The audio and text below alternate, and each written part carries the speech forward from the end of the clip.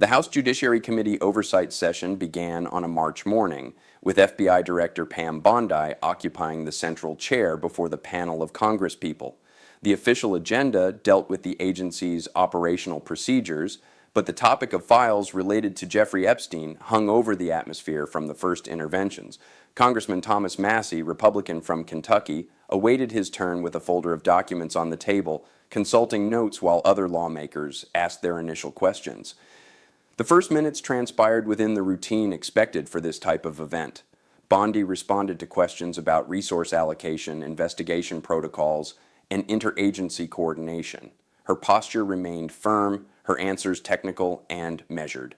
Institutional language prevailed in the exchanges, with terms like legal frameworks, witness protection, and procedural integrity punctuating the official statements. When Massie received his 5-minute window, the tone of the hearing underwent a perceptible shift. He didn't begin with broad rhetoric or open-ended questions. Instead, he opened the folder before him and raised a set of printed pages, keeping them visible to the cameras positioned around the room. 92 names, Massie declared, articulating each syllable with deliberate emphasis. There was no preamble, no initial contextualization. The number was presented as an established fact, awaiting a response. Bondi adjusted the microphone in front of her. Her expression didn't change noticeably, but there was a brief pause before responding. She acknowledged that documents related to the Epstein case had been made available according to court orders, but emphasized that review processes continued to be ongoing. Massie interrupted before she finished her sentence. "These 92 names are already in the public record," he stated. "Flight logs, visitor lists, transcribed depositions. They're no longer under seal. They're no longer classified."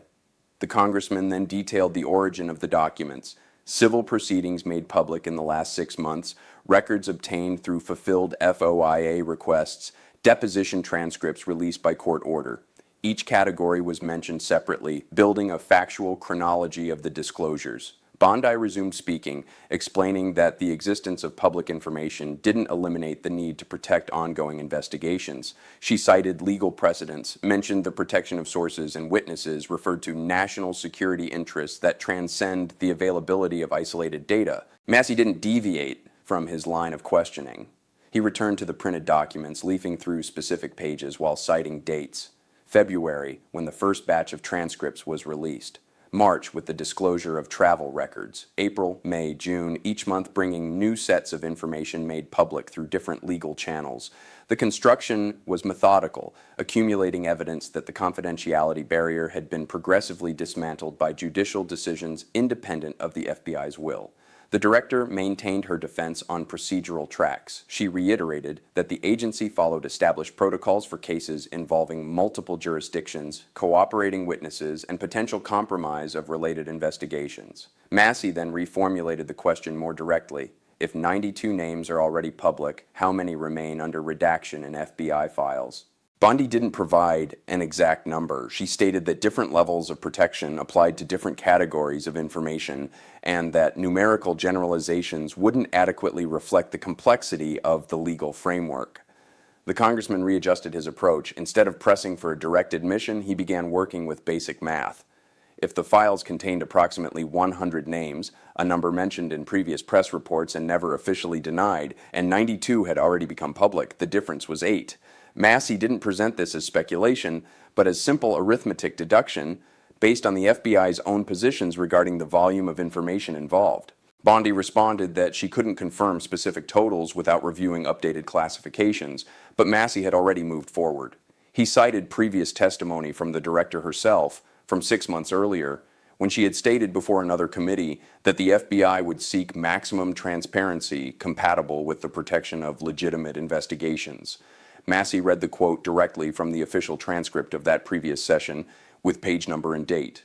The juxtaposition was clear, a promise of transparency versus continued redactions amid massive disclosures through other channels. The hearing format began to weigh on the exchange. Other congresspeople awaited their turns, and the committee chairman signaled that Massie's time was running out.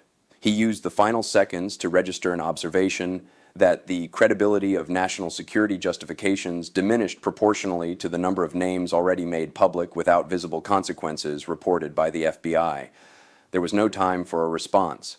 The microphone was passed to the next lawmaker. The hearing continued for another 2 hours, covering other administrative and operational topics. But the exchange between Massie and Bondi had created an inflection point in the session's dynamics. Subsequent questions from other congresspeople returned to the Epstein topic with greater frequency than anticipated in the original agenda. Some explicitly mentioned the 92 names. Others asked about redaction criteria. Others questioned timelines for classification reviews. Bondi maintained consistent responses throughout these additional interventions. She reinforced that the FBI didn't make disclosure decisions unilaterally in cases of this magnitude, that there was coordination with the Department of Justice, that privacy considerations for individuals not formally accused needed to be balanced against public interest. The language remained technical, avoiding specific commitments or defined timelines. In the hours following the hearing's conclusion, recorded excerpts began circulating on digital platforms. The 5-minute segment between Massie and Bondi was isolated and shared in fragmented form, frequently accompanied by interpretive titles that extrapolated beyond the factual content of the exchange. The number 92 appeared in headlines, in comments, in debates on social networks. The spread was rapid, crossing different ideological spectrums with varying framings. Traditional media outlets covered the hearing with distinct emphases.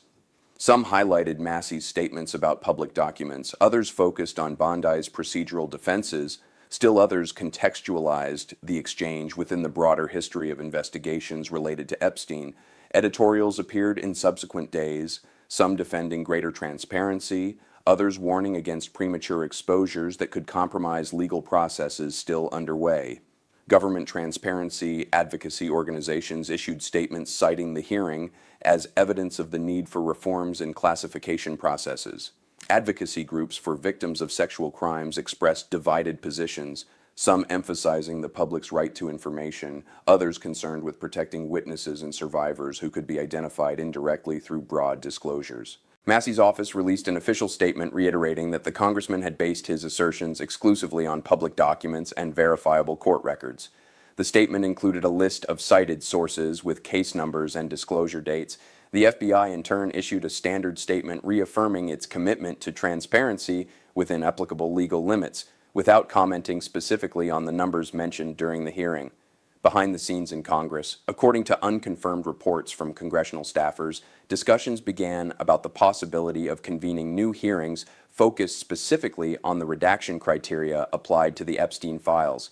There was no official announcement of such plans, but the topic gained traction in conversations among members of different committees with jurisdiction over law enforcement agencies. 2 weeks after the hearing, the Department of Justice released an internal memo, subsequently leaked to the press, establishing new parameters for reviewing redactions in high-profile public cases. The document didn't mention Epstein by name, but included criteria that seemed to respond directly to the questions raised by Massie. When similar information was already publicly available through other channels, the justification for redaction should be reevaluated considering the current state of documented public knowledge. Legal analysts interpreted the memo in diverse ways. Some saw it as a substantive change in the federal government's posture toward transparency. Others argued it was merely a formalization of practices that should already have been in effect. Still others pointed out that the document contained language broad enough to permit maintenance of redactions under new justifications. The case continued generating intermittent attention in the following months. Freedom of information requests related to the Epstein files increased in volume, according to data compiled by organizations that monitor FOIA requests. Some of these requests explicitly cited the March hearing and the 92 names as a basis for arguing that additional information should be considered declassified. Massie gave subsequent interviews reiterating his position that the issue wasn't partisan but one of governmental accountability. He avoided speculating about the identity of the 8 names that, according to his math, would remain hidden. He repeatedly emphasized that his focus was on institutional processes, not on specific individuals. This approach contrasted with much of the media coverage and public discussions, which frequently concentrated on theories about who might be being protected. Bondi made no additional public statements on the topic after the hearing. Her office responded to press inquiries by referring to standard FBI protocols and statements already provided in official testimony. The agency proceeded with its regular operations without announcing specific changes in disclosure policies related to the Epstein case. The record remains a 5-hour hearing, of which 5 minutes generated months of public discussion. A number, 92, transformed into a recurring reference in debates about government transparency, protection of investigations, and the limits of official secrecy in democratic societies. The factual resolution of the questions raised remained, at the end of this period, unresolved.